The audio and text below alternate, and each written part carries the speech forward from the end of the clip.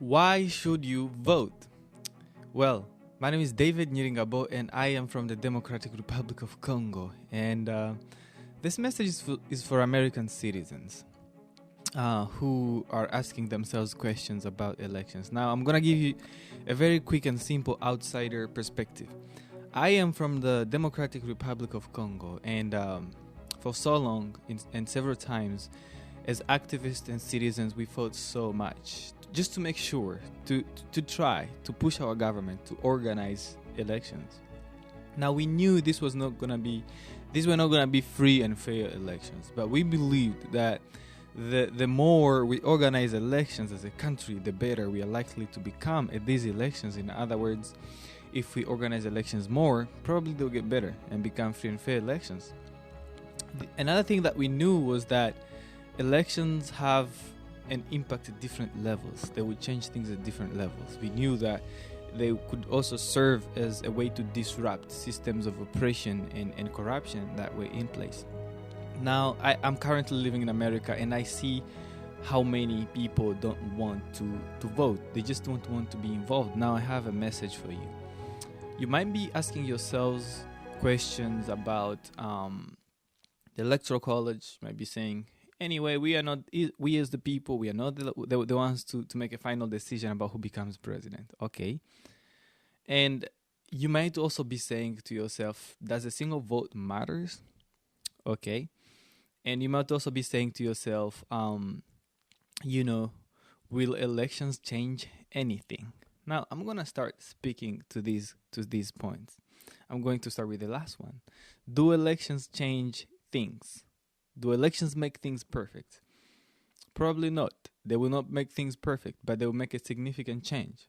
What I'm saying is sometimes in a democracy, and I think that's where America is right now, voting or going to exercise that right of voting is a way of preventing things from getting worse. In other words, sometimes in a democracy, you are not going to vote simply because, that's going to make everything perfect.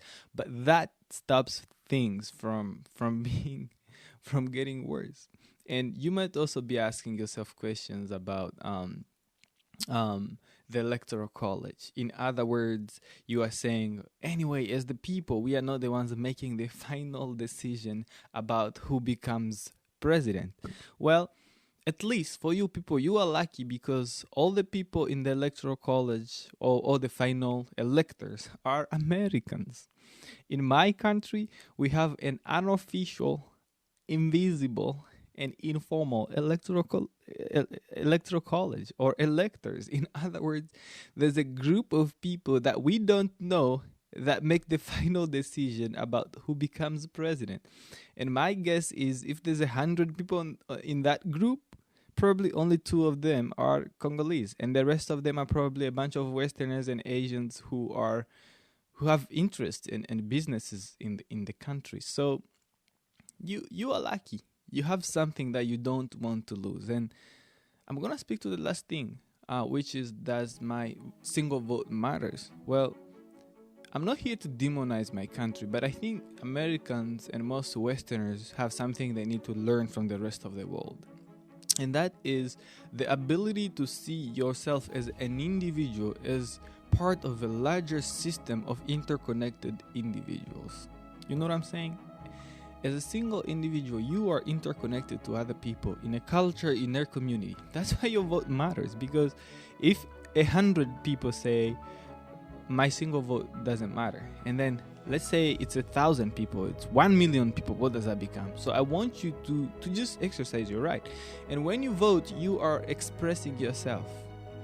You're expressing what you believe in. I'm not going to tell you here who to vote for, but I would simply encourage you to go and vote for because you are expressing your beliefs.